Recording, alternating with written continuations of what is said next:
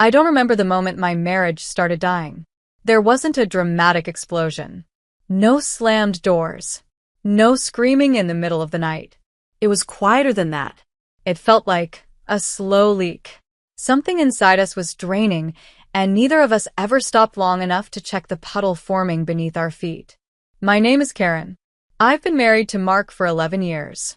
We met at a small tea house when I was 22 and he was 24, two stupid kids pretending we weren't terrified of the world yet. We built a life together. A house. A company. 2 children. Traditions. Vacations. Inside jokes. Most people reading this would probably think I had everything. Sometimes I thought so too. And yet, here I was, sitting at a cheap wooden bar stool in a nearly empty tumbleweed inn at 3 o'clock on a Tuesday afternoon, rehearsing the words that were about to blow my life apart. I watched the condensation collect on the side of my glass, run down like a tear, and disappear into the napkin beneath it. I wondered if Mark would cry like that. I wondered if I would. Jason sat beside me. My lover. God, that word feels disgusting even typing it. He looked calm in that smug way only people who haven't yet realized the consequences of their decisions can look. Meanwhile, my stomach felt like a washing machine. Mark didn't know why he was meeting me here. He thought we were going to talk about us in private. That's what I told him. I left out the part where Jason would be here. I left out the part where Jason insisted we just tell him. I left out the part where I hadn't slept for 2 nights thinking about what I was doing. I heard the door open behind us and instantly felt pins prick the back of my neck. Not because I saw him, because I sensed him. It's strange how you develop that with someone. He walked toward us, and before he even reached me, I could feel the pain simmering under his skin, like a kettle about to whistle. "Hello, Mark," I said softly. Not honey. Not babe. Not even a hug. Just Mark. It sounded wrong coming out of my mouth. I hated how stiff it felt. He responded, matching my tone. "Hello, Mark." Then added pointedly, "What's up?" I could tell he was confused by Jason's presence. Anyone would be. That was my cue. But Jason spoke first. He always thinks he knows best. He introduced himself, shaking Mark's hand like this was some business transaction, not the reveal of a betrayal. And then he told my husband the truth, that we'd been sleeping together. For months. I watched Mark's face as it happened. Not rage. Not shock.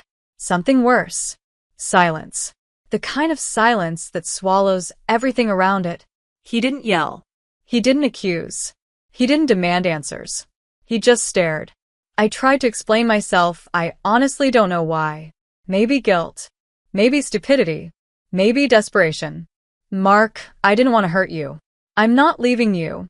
It's just, Jason is something special, and I can't walk away from that anymore." It sounded different in my head. More reasonable. Less horrifying. Mark didn't reply. He ordered a beer instead. He sat alone at the far end of the bar. Didn't look at me. Didn't look at Jason. He finished quietly, stood up without a word, and left. And in that moment, something terrifying happened. I realized he wasn't shocked. He suspected. He knew. And he was prepared. That's the thing about Mark. When he goes quiet, it's never good. Silence is where he does his most dangerous thinking. We sat there staring at the stool he had vacated, waiting for the world to swallow us. Jason grabbed my hand and said everything would work out fine. Like he understood my husband. He didn't. He had no idea. When I got home later that night, Mark was in an unusually good mood. He hugged the kids. Took them out for ice cream. I thought maybe he processed everything better than I expected. Or maybe he didn't care as much as I feared. Maybe the worst was already over. But then he came home alone. No kids. And that's when the dread hit me like a brick. He hardly talked to me that night. Went out again. Didn't return until nearly sunrise. I laid in bed wondering if he slept with someone else. That's when the jealousy hit me. A dark, ugly wave I did not expect. The irony is disgusting. My phone stayed silent all night. Jason didn't call. I kept staring at the screen, waiting for a message that never came. That's when the first crack hit me.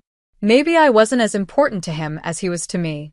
The next morning, I made bacon and eggs, trying to pretend everything was normal. Mark walked in like nothing was wrong, greeted me, complimented the breakfast. It was surreal, almost painful.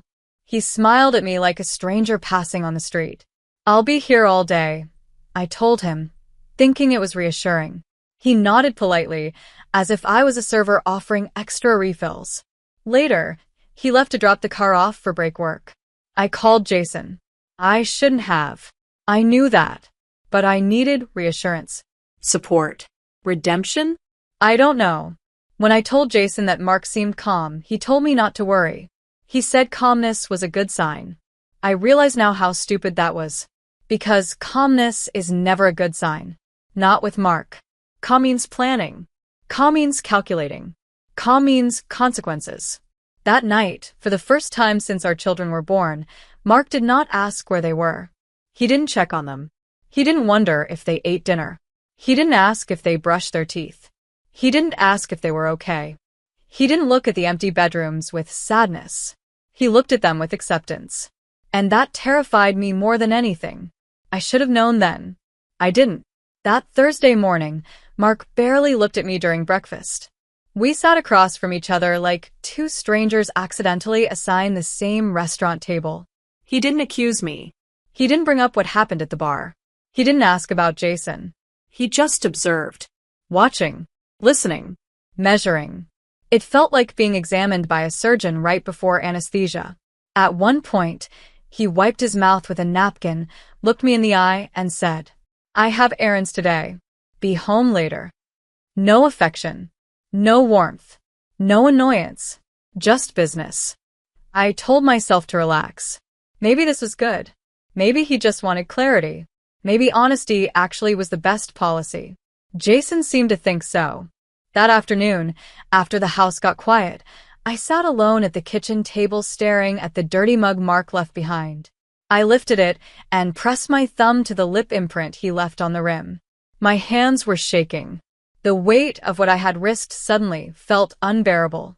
But it was too late. I had made my choices. When Mark returned around dinner time, he was pleasant, which scared me more than anger would have. The kids were still at my sister-in-law's house, apparently for the whole weekend. Asked why, and he said simply, "I thought they'd enjoy time with Sue." He said it casually, like it was obvious. But something felt off. Sue hadn't called me. She always called me. Especially about the kids. But I told myself I was imagining things. Creating paranoia from guilt. Designing ghosts out of shadows. Mark sat across from me on the couch that night, watching TV, sipping tea. Calm. So calm. Eventually, he went upstairs without a word. I sat alone in the quiet living room for a long time. I realized I couldn't remember the last time I felt connected to him. To the man I married. I reached for my phone, opened Jason's messages, and stared at his last text. He'll get over it. Would he? Could he? Should he? I didn't answer. Instead, I deleted the message. I didn't want to stare at it anymore. Friday was strange. Mark seemed uplifted, purposeful, focused. He wore one of his nicer shirts for the first time in months. He shaved. He actually smiled. That terrified me more than anything. People don't look more alive when they're healing. They look more alive when they're preparing. In the early afternoon, when he headed out again, I noticed him take his briefcase. He never takes his briefcase on weekends. That evening he came back late, smelling faintly like bar drinks, though I couldn't tell which kind. He didn't seem drunk, just loosened, relaxed. He crawled into bed next to me without a word. The mattress barely dipped with his weight. I reached for his hand. He pulled away. No argument. No anger. Just quiet rejection. A wall. Invisible, but unbreakable. I don't remember when I fell asleep. Only that I woke up feeling like something irreversible had shifted. Saturday was surreal. He made breakfast again. He sat at the table scrolling his phone while I wandered around the kitchen pretending to tidy things that didn't need tidying. I asked if he wanted to do something together. He said, "I have plans later." Plans. Plans he wouldn't tell me about. At one point, he walked into the living room, opened the sliding door, and stepped outside without speaking. He was out there a while, long enough for me to start worrying, panicking. When he finally returned, he looked at me and said, casually, "Going out for a bit." I nodded like a coward, like a child, like someone waiting for a verdict they knew they deserved. Jason texted twice that day. I didn't respond. It's strange how fast love and fear can switch places. One becomes quiet, the other deafening. By Sunday noon, Mark was gone again. I didn't know where, but I knew something was wrong. He hadn't called the kids. He always checked on them during weekends, especially Sundays. By the time he returned late that night, his energy was different, harder, more resolved. He didn't avoid my eyes anymore. He didn't look lost or confused. He looked ready. And inside, I started cracking. I wanted to ask what he'd been doing, where he'd been, why he looked like someone who'd just made a deal with fate. But every word dried in my throat. He never once mentioned Jason, or the bar, Or me. He simply said, "Big day tomorrow." I forced a smile, pretended I understood, pretended everything was fine, pretended I still belonged in his life. When I woke up Monday morning, Mark was already gone. No note, no text, just absence, and a strange, sinking stillness in the house. I remember straightening the bedsheet on an empty bed with trembling fingers, feeling nauseous, feeling like I was preparing for something terrible but inevitable. The house felt unnaturally quiet, like a theater moments before the curtain rises. When I got to work, everything felt normal for exactly 2 minutes. Then I saw Mark standing outside my boss's office. He wasn't talking. He wasn't pacing. He wasn't confronting anyone. He was just waiting, watching, Silent. My stomach flipped so violently, I thought I was going to faint. I didn't have time to speak to him, because seconds later, a man in a dark jacket walked in holding a manila envelope. He asked my name. I said yes. He handed me the envelope and said 2 words that split the air open. "You're served." My knees buckled. The room blurred. My boss rushed forward, asking what happened, trying to comfort me. But I only looked at one person. Mark. Still standing there. Still silent. Still watching. He looked at me with an expression I will never forget. Not hatred. Not resentment. Not even anger. Just finality. Like all the love we ever had burned away, and this was the ash. And then, he turned and walked away. Without a word. Without hesitation. Like he was already gone. In that moment, I realized something devastating. He hadn't been processing everything. He hadn't been healing. He hadn't been calming down. He'd been planning, strategizing, preparing his exit, preparing my fall, preparing the consequences. While I was waiting, he was working, and I was clueless. When Mark walked away from me at the office that Monday morning, something inside me shattered in a way I didn't think was possible. It wasn't the shock of being served with divorce papers. It wasn't even the humiliation of collapsing into a chair while my coworkers stared with pity and confusion. It was the realization that Mark hadn't abandoned me in anger. He had abandoned me in disappointment. And that is somehow worse. My boss kept asking if I wanted to go home, telling me to take the rest of the week off, offering sympathetic little touches on my shoulder that made me feel like a dying animal. I mumbled something about needing a minute, went into the bathroom, locked the stall, and cried until my entire face hurt. Then I looked at myself in the mirror. Red eyes, smudged mascara, shaking hands, ruined marriage. And I whispered the question I had been trying not to think. What have I done? Not, why did this happen? Not, how did this happen? I knew the answer. Because I chose it. Because I thought I could have both worlds, without consequence. Because I thought I was smarter than the fallout. Because I thought Mark was weak. He wasn't. Not even close. I went home early. I kept hoping he'd be there so we could talk, maybe cry, maybe apologize, maybe salvage something. Anything. But he wasn't. The house was empty. And silent. And cold. So I waited. And waited. And waited. Hours passed. Sunset came and went. Still nothing. When he finally walked through the door, he didn't look surprised to see me. He didn't look angry. Just tired. Very, very tired. I tried to speak first. "Mark, can we talk?"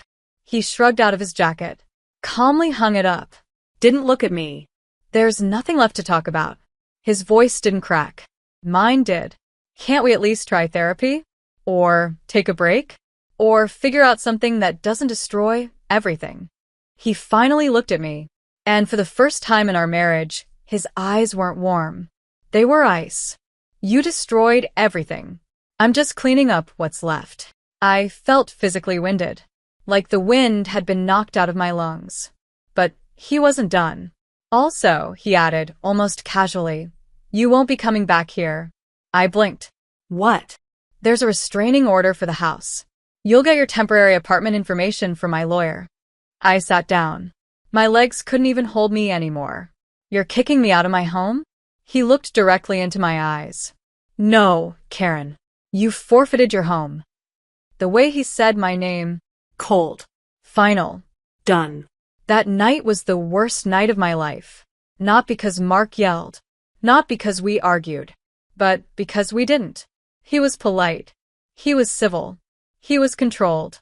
He spoke to me the same way someone speaks to a customer service rep. Neutral tone. Measured phrases. No emotional energy invested whatsoever. I begged him. God, I hate admitting that. I begged like my life depended on it. I told him I still loved him. I told him I could fix everything. But every word just bounced off him like empty air. Because his love for me died long before that moment. I just didn't notice the funeral. Over the next 48 hours, everything escalated faster than I could comprehend. Mark's lawyer delivered copies of everything they had collected. Texts, call logs, witness names, pictures, even audio recordings. I broke down when I listened to my own voice telling Jason that Mark didn't matter anymore. I didn't recognize the woman in that recording. I still don't. Jason tried calling when he found out about the divorce serving. I didn't pick up. He left a voicemail saying it would all be okay, that we would survive this. But I knew he was lying, because I had seen the panic in his texts, and the silence afterward. Turns out, Mark wasn't just strategizing against me. He had given the evidence to Jason's wife, too. I only know this because she messaged me. "Thank you for helping me see what he really is." Except there was no gratitude in the message. There was venom, and heartbreak, and rage, and grief. I read it 3 times before deleting it. Suddenly, Jason wasn't texting me anymore. Suddenly, Jason wasn't answering my calls. Suddenly, Jason was gone. Just like that. I had destroyed my marriage, betrayed my children, humiliated myself, for someone who disappeared the moment consequences arrived. And then there were the kids.